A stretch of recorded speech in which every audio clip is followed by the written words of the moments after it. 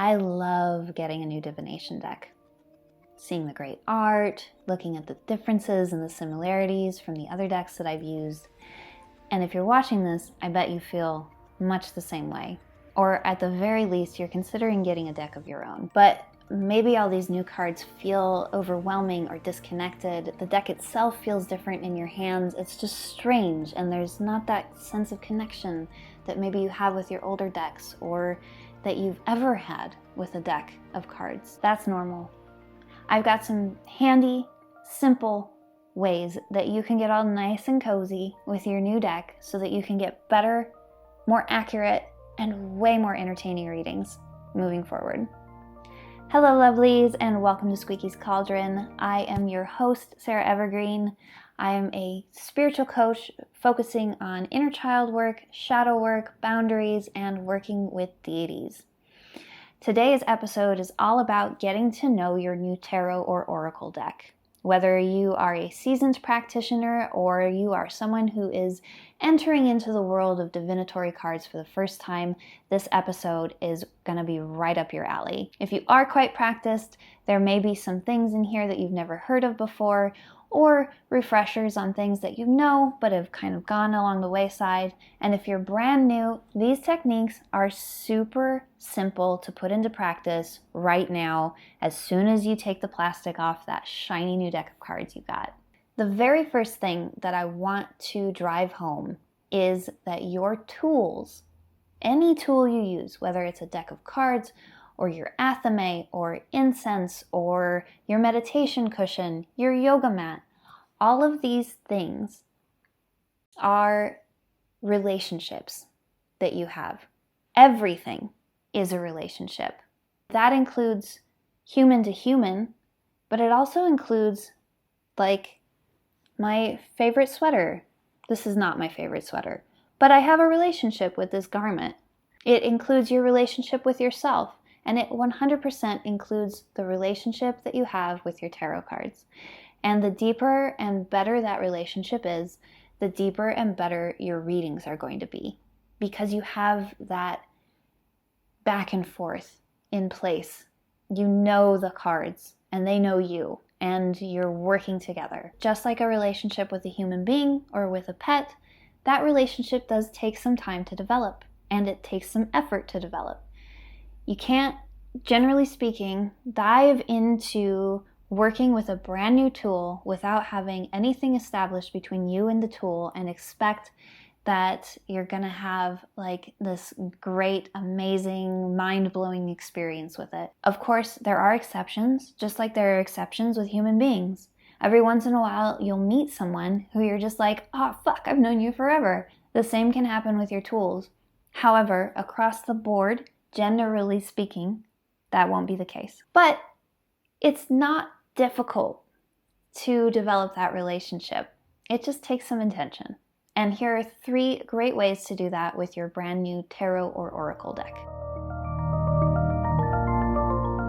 The very first thing that I like to do when I get a new deck is to interview it through doing a reading. So what this looks like is it'll be asking the cards themselves about themselves. Now, normally when we do a tarot reading, it's like, what am I going to get from this? Or how is this going to work? Or something like this. Now, with the interview deck, it's what can you bring? What are you bringing? How are you teaching me? What is this relationship looking like? How can I rely on you? And what are the limitations? I'll throw up a couple of examples on the video here. But if you are interested in getting these in black and white, subscribe to my newsletter. I will be putting out a newsletter all about this within the next few days of this video going live. So there's different ways that you can approach this interview, but just in general, I like to look at the card's strengths, the card's limitations, what the relationship is going to be like, how I can count on it, all this stuff that I said just a second ago. And really take some time to let the information that comes through in the reading to settle into my body. This is important in any tarot reading because many times we'll be able to make connections the next day or the next week that in the moment kind of elude us. 2, talking with other people who know about the tarot, or even people who don't. I have been very surprised at the insight of some of my friends and loved ones who don't know anything about the tarot and yet look at the images and they're like, ah, this, and I'm like, oh yeah.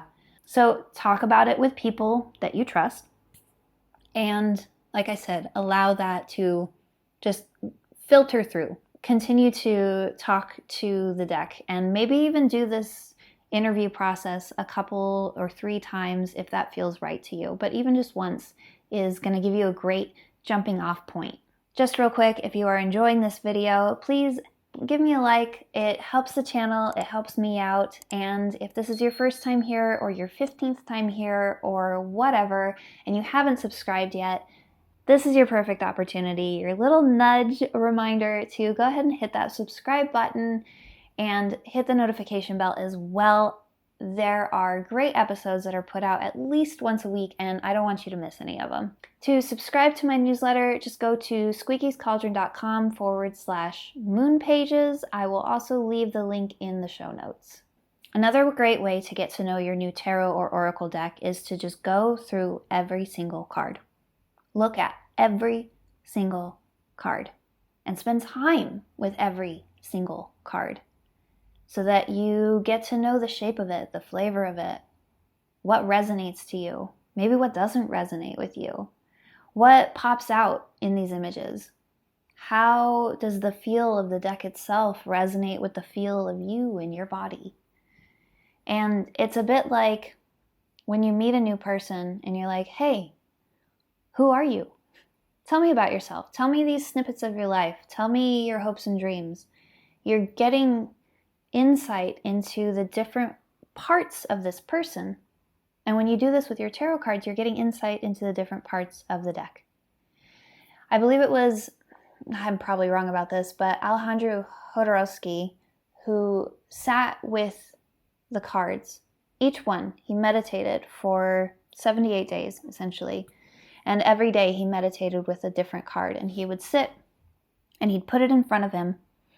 And then he'd close his eyes and envision going into the card and allowing information from that process to inform his understanding of the cards themselves.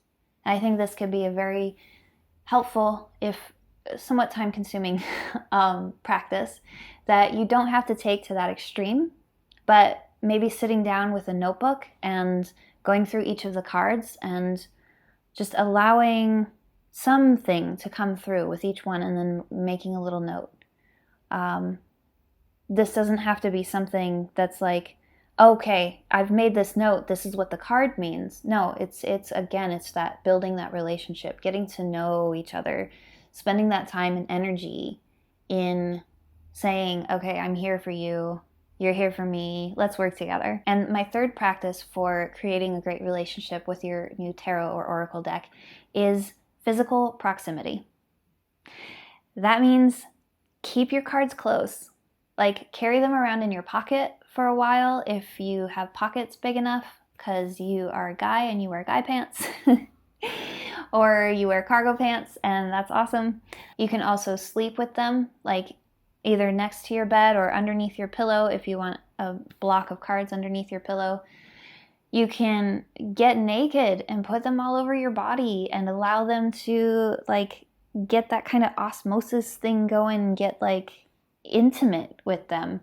Don't get super intimate with them because they are paper, and I think that you can make that logical jump on your own, but do like put them against your skin and allow that feeling, that resonance to exchange between you and the cards.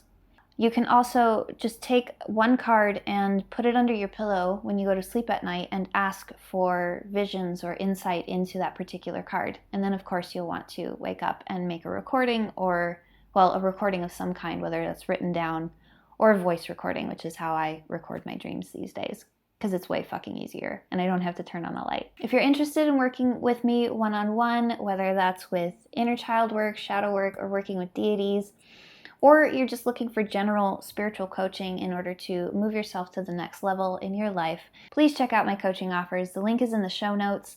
I offer 4-week packages, 8-week packages, and custom guided meditations if that is your bag. Again, the link is in the show notes, and you can schedule a 20-minute discovery call with me today just to do a quick vibe check and see how we might be able to work together.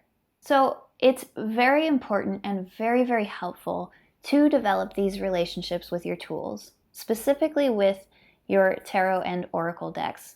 You will be able to get better readings. You'll be able to get more entertaining readings. And when I say entertaining readings, what I mean is my tarot cards make me laugh all the time because they're cheeky, and that is a direct result of the time and energy I've spent with them. My cards are, honestly, they're one of my best friends. They are an incredible confidant and a guide and mentor through so many different challenges in my life, and through non-challenging times as well. They've been incredibly helpful, and that's because I've built that relationship with them, which didn't come overnight, but also is not something that's like crazy difficult that only a few people can manage to do. You can 100% build that relationship with your own deck. Remember to subscribe to my newsletter in order to get these tarot spreads and a bit of information about what I've talked about in this video. That's at squeakyscauldron.com/moon pages. And also, just a note, remember to cleanse your tarot deck when you get it. There are various ways to do this. You can check out this video on different cleansing techniques if you are interested in going outside of the realm of traditional smoke cleansing. Thank you, my loves, for being here. Take care of yourselves, and as always, use your voice.